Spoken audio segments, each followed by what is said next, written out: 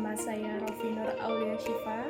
Saya merupakan mahasiswa pendidikan matematika semester 4 di Universitas Muhammadiyah Profesor Dr. Hamika. Video ini merupakan bentuk laporan dari hasil kegiatan pengenalan lapangan persekolahan 1 yang telah saya laksanakan di SMK Budi Murni 5 Jakarta bersama kelompok saya secara daring. Berikut merupakan video pelaporannya.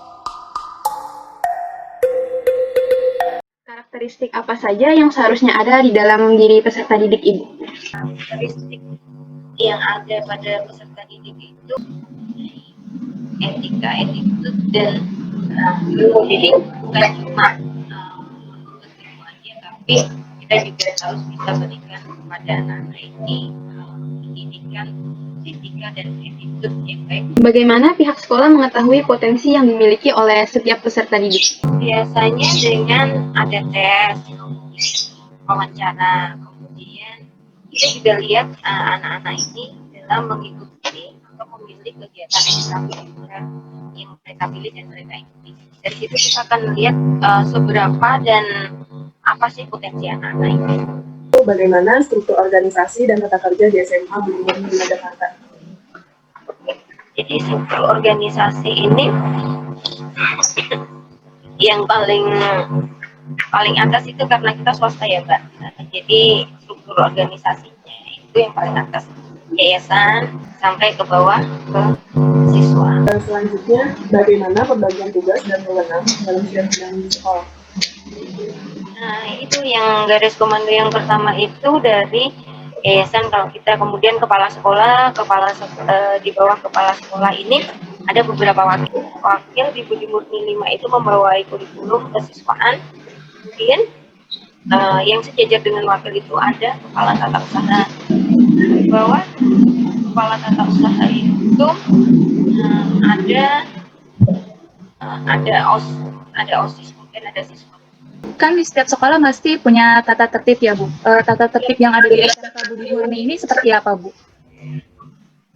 Tata tertibnya misalnya siswa datang sesuai dengan jam belajar yang ditentukan, yaitu 6.30 sampai mereka selesai pelajaran. Nah, selesai pelajaran ini kadang ada yang 6 jam pelajaran, kadang sampai 8.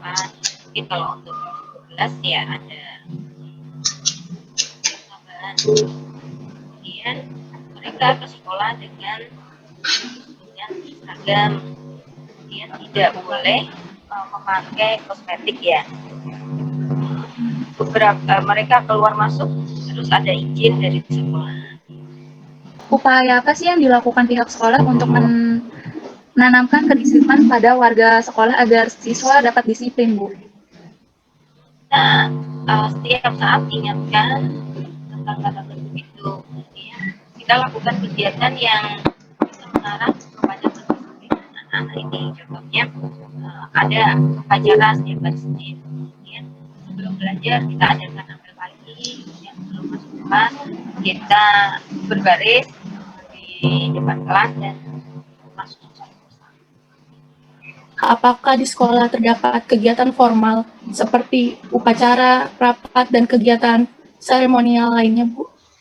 Jadi kegiatan yang dimaksud Mbak Rofi tadi, kita ada acara itu setiap hari Senin dan setiap hari besar nasional.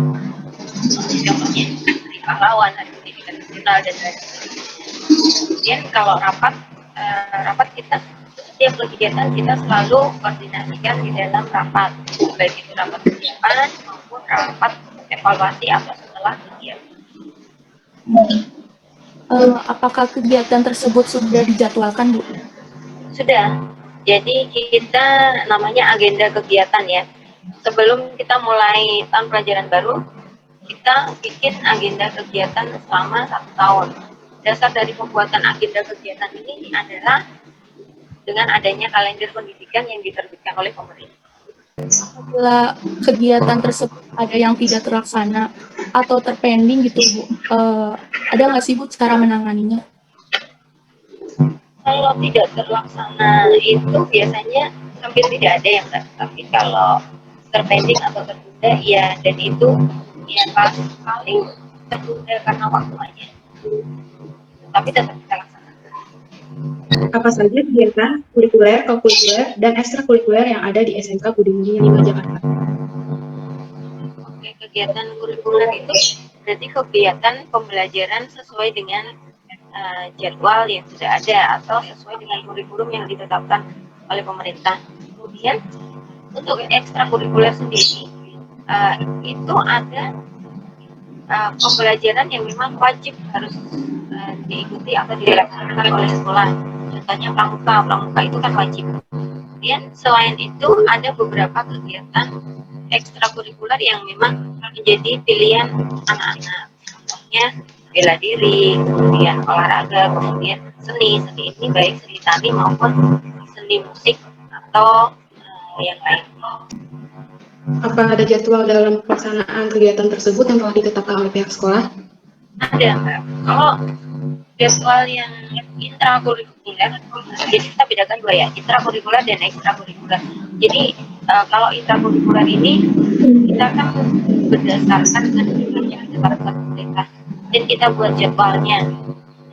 Jadi dalam sehari itu ada yang 6 jam pelajaran, ada yang 8 jam pelajaran, dan lain sebagainya. Kemudian kalau ekstrakurikuler itu kita juga tentukan harinya. Misalnya untuk pramuka itu hari Rabu, untuk keagamaan itu hari Jumat. Keagamaan ini ada Rokis dan Rokris. Rokis itu rohani Islam, Rokis itu rohani Kristen. Mengapa perlu diadakan atau dibuatnya praktik-praktik pembiasaan positif di sekolah Bu? Ya, oke. Jadi kegiatan pembiasaan ini harus dilakukan. Jadi menurut saya ini lebih ke arah yang positif, kan biasanya pembiasaan ke arah positif, dan memang harus dilakukan karena memang ada di dalam tercantum di dalam itu adalah kegiatan pembiasaan. Kegiatan pembiasaan ini ada beberapa contoh, contohnya kegiatan upacara itu untuk pembiasaan disiplin. Kemudian kalau di saat kondisi seperti ini, pembiasaan yang harus mereka lakukan ya cuci tangan sebelum masuk kelas. Bentuk kegiatan apa saja yang dapat membentuk pembiasaan dan kebiasaan positif di sekolah Bu? Sebenarnya sudah tercantum dari yang barusan saya sampaikan ya. Jadi pembiasaan upacara atau kebiasaan upacara ini akan membentuk kedisiplinan ya, untuk mengarah ke disiplinan. Selain upacara, setiap pagi ada apel pagi, kemudian mereka berbaris sebelum masuk kelas, kemudian membaca doa dan menutup doa sebelum dan selesai pembelajaran. Kemudian sesuai dengan kondisi ya, jadi kondisi saat ini ya kita ikuti protokol kesehatan seperti memakai masker, kemudian cuci tangan dan lain sebagainya.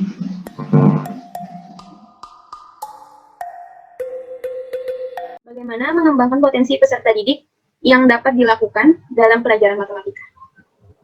Oke, untuk mengembangkan potensi peserta didik yang bisa istilahnya yang lebih ingin belajar tentang matematika, itu pertama ya palingan kita cari lomba-lomba seperti kayak ikutin olimpiade dan sebagainya. Kalau misalkan untuk lingkup sekolah, kalau misalkan ada kelas meeting kita adain kayak cerdas cermat tapi tentang matematika seperti itu. Bagaimana cara Bapak mengubah mindset peserta didik akan pelajaran matematika, bahwa matematika itu dapat dipahami dan dimengerti oleh peserta didik? Oke, ubah mindsetnya itu pertama nih kita pasti memperkenalkan konsep dasarnya dulu tentang awal-awal tentang materi awal yang akan kita pelajari nih.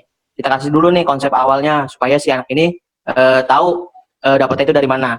Setelah misalkan udah nggak ada cara lain, ya udah kasih aja cara cepatnya tanpa membelakangi si konsep dasarnya itu.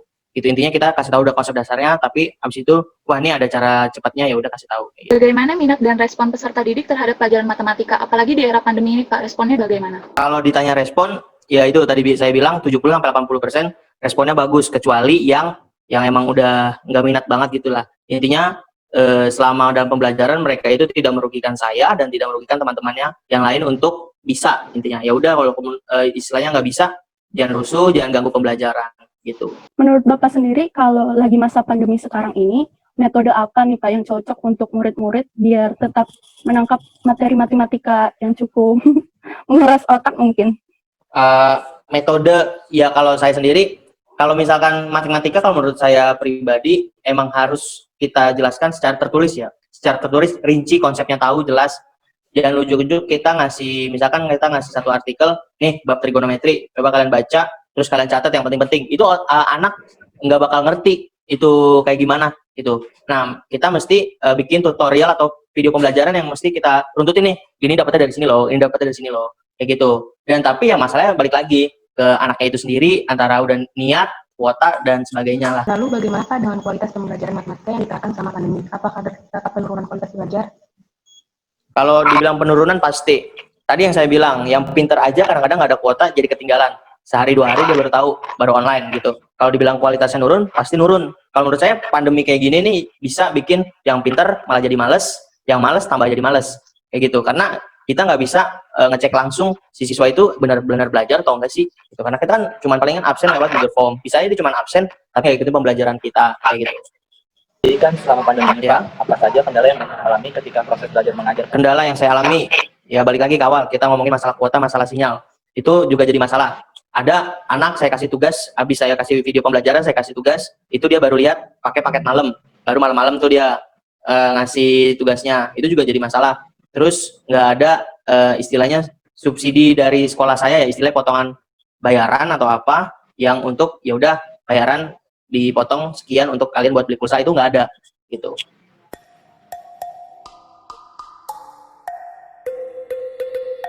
Gurunya pas nyampein di kelas itu ya jelas langsung bikin masuk gitu, langsung dapet.